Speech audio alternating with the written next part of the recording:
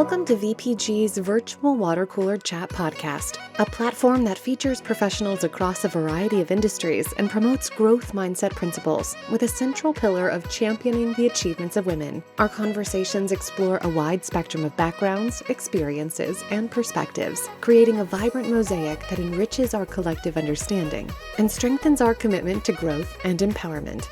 Our guest interviewer is Camelia Galani. At the time of this interview, Camelia has been working as litigation assistant at Virtual Patent Gateway for nearly 2 years. Now she is 1L studying law at Southwestern Law School in Southern California.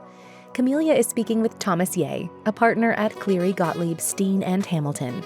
Thomas's practice focuses on patent and trade secret disputes in federal district courts, the Patent Trial and Appeal Board, and the International Trade Commission. Most recently, he secured back-to-back jury trial wins, followed by a complainant-side victory at the International Trade Commission that resulted in a 9-figure settlement. In addition, Thomas served as global coordinating counsel for one of the largest worldwide patent enforcement actions in history on behalf of a leading global semiconductor company, simultaneously filing more than 20 patent cases in U.S. district courts, the International Trade Commission, and around the world. Welcome, Thomas, to Virtual Water Cooler Chats podcast. My name is Camelia Galani, and I'm a litigation assistant here. I wanted to start with a question about how you know Ashley. Yeah, thanks for having me on. So I met Ashley through the PTAB Bar Association. I think it was actually at the annual conference 2 years ago, and we sat next to each other at one of the sessions and just sort of started talking and found we had shared interests. Oh, amazing. That's awesome. One of my first questions was about your journey to law school. I know you have a background in electrical engineering, and I just wanted to hear more about your journey and what made you decide to go into the law in the first place. Sure. So I actually went to college hoping to become a doctor. But unfortunately, during my first semester of college, I got a C minus in chemistry. So that door was sort of closed. And so one of my roommates in college, actually, I don't know how he knew about it, but since day one, he was talking about I'm going to get a mechanical engineering degree and I'm going to be a patent lawyer and it's a job. So he sort of put that bug in my ear. And I looked into it and thought, this could be a pretty interesting career path. So I switched majors to electrical engineering. I did consider going into engineering as well. And I had the opportunity to work as a RF hardware engineer on software-defined radios.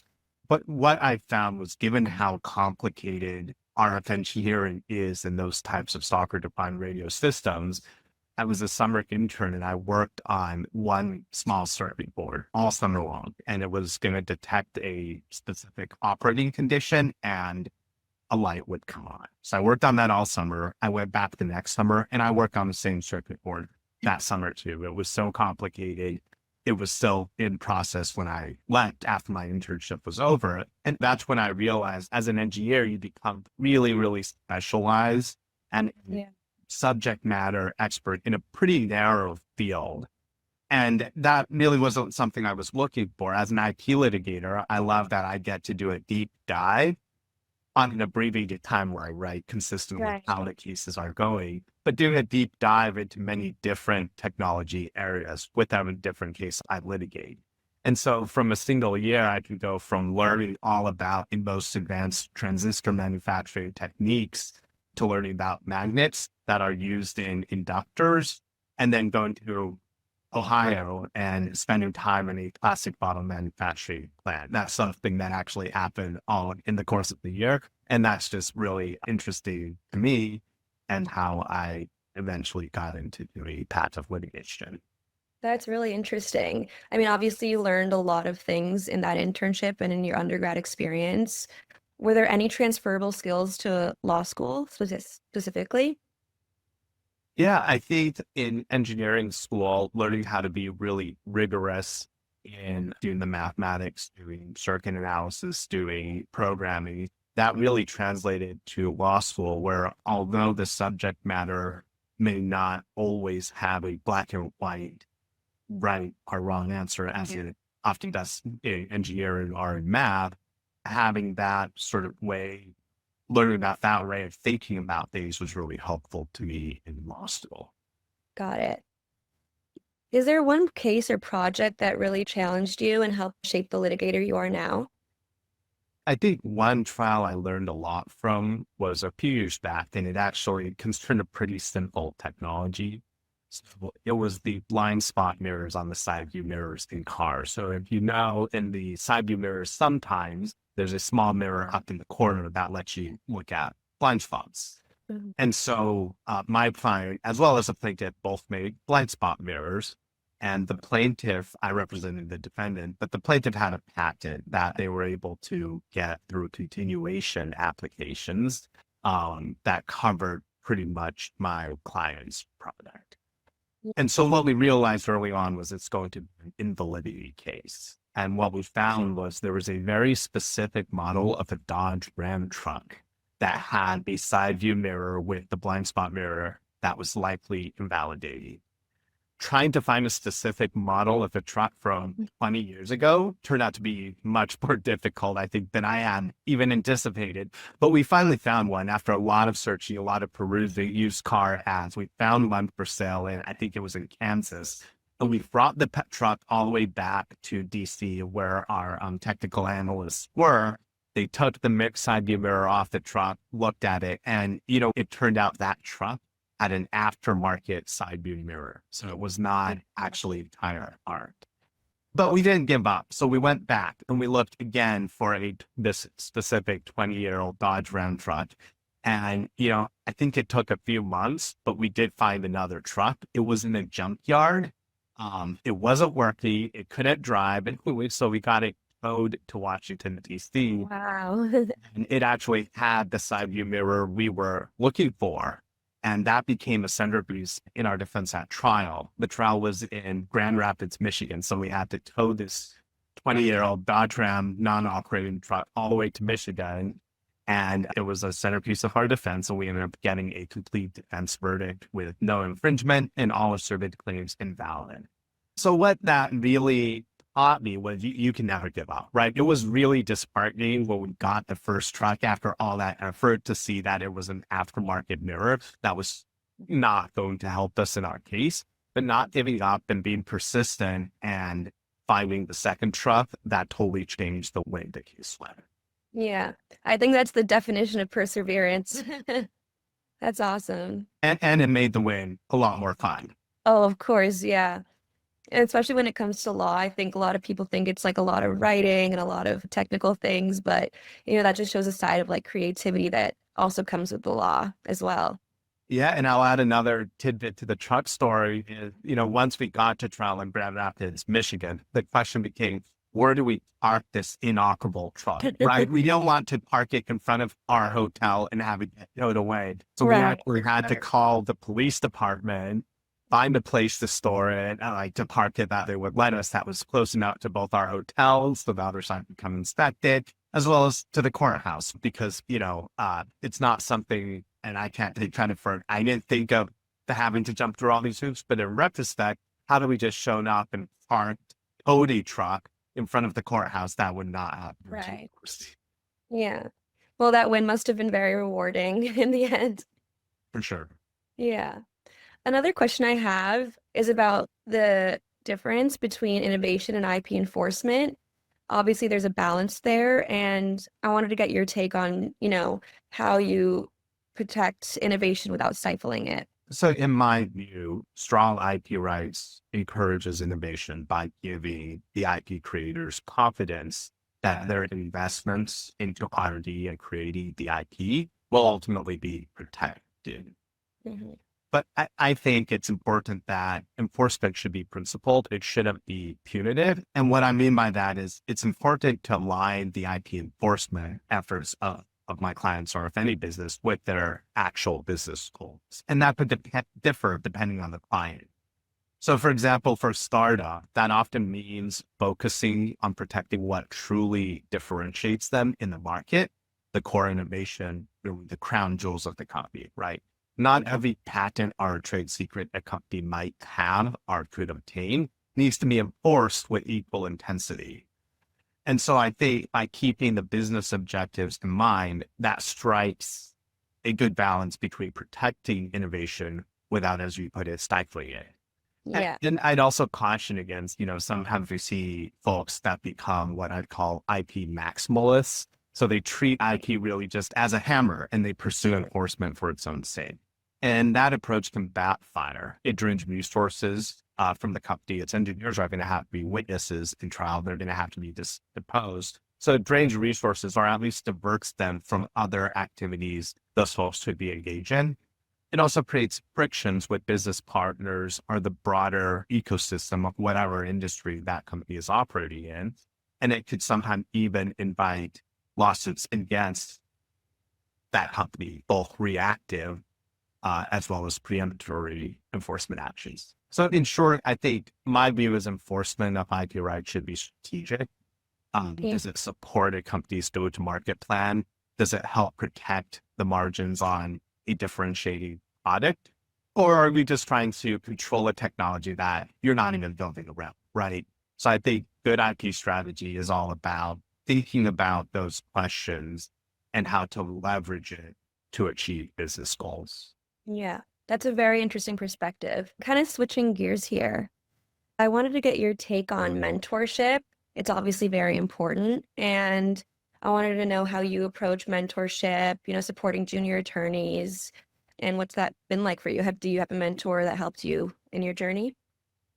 Yeah, I think mentorship is absolutely critical in this business and frankly in almost every professional endeavor. I was fortunate to have many mentors along my journey and then mentors in different aspects of my practice. There are mentors who I learned a lot about how to write.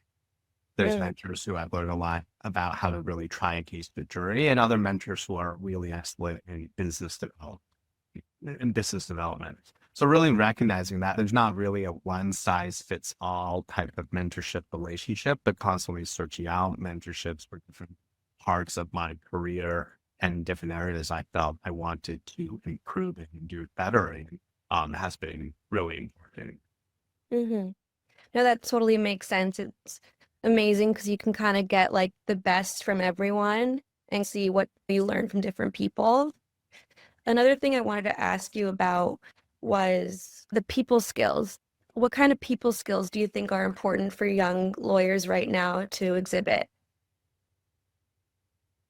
I'll just say the way I viewed it when I was maybe a more junior associate, the way I viewed my job was I was sort of my own law firm, even within a larger law firm, right? So, and what that means for the people skills is I'm always asking myself, I want to build my brand, right, within the context of this larger law firm.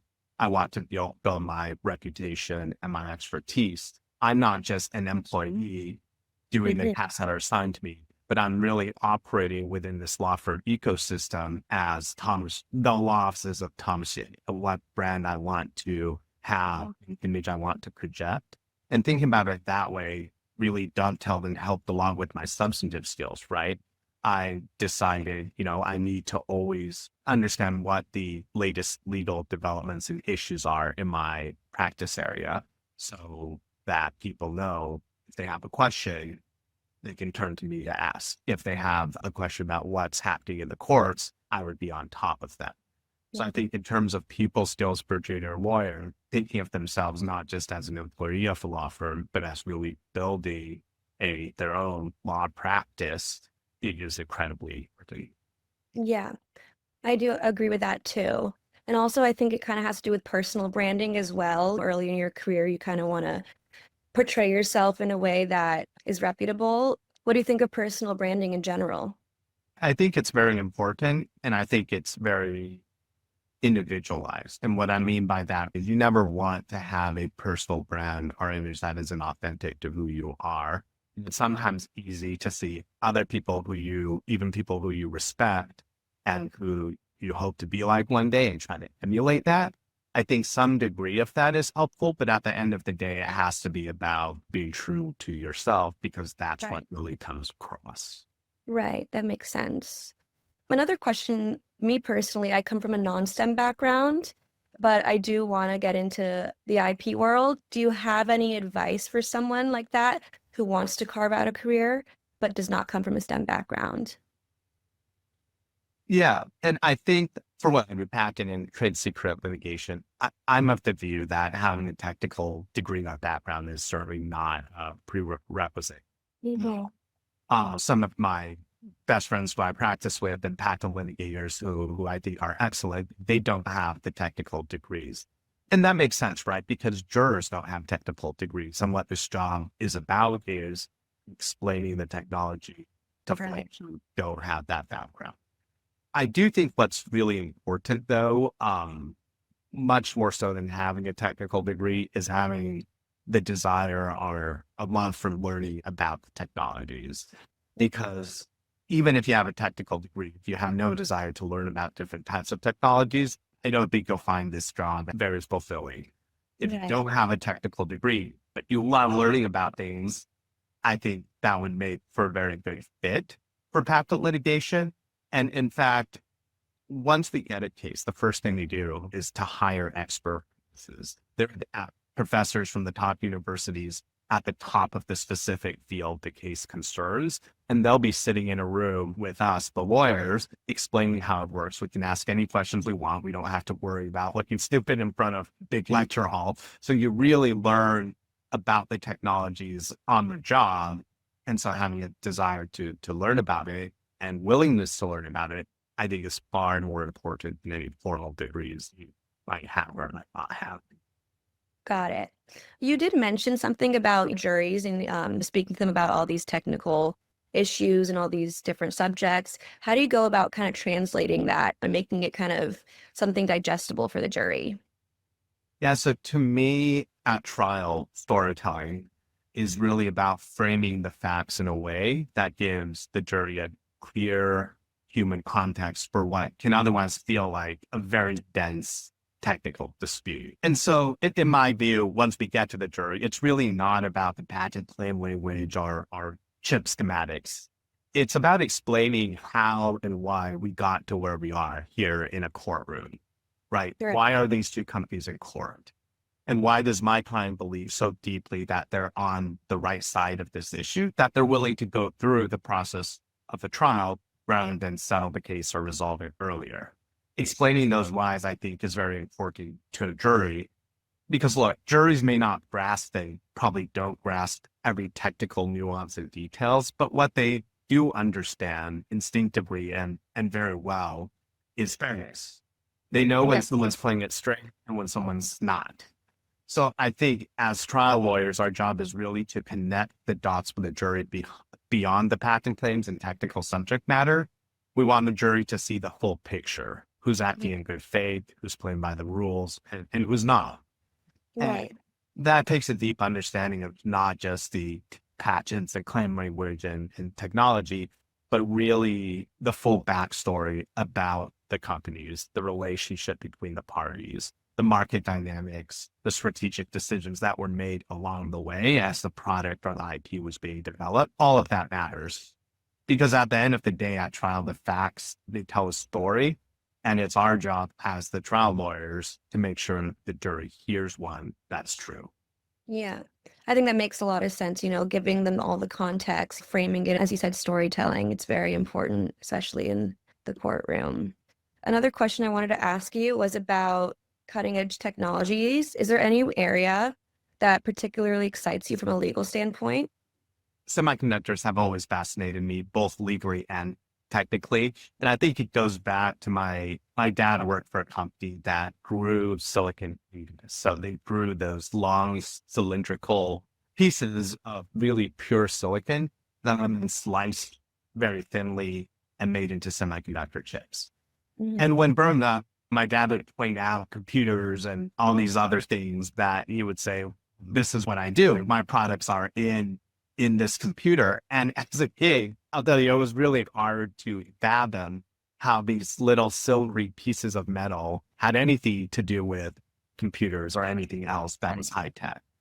But I've learned through my engineering degree and having done litigation for some of the big semiconductor companies out there, that semiconductor technology today really does sit at the heart of global innovation and geopolitics.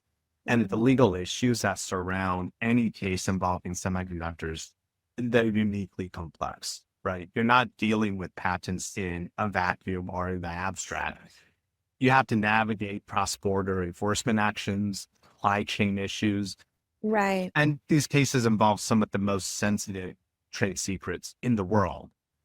And so the stakes are massive, both economically and strategically for my clients in the semiconductor space.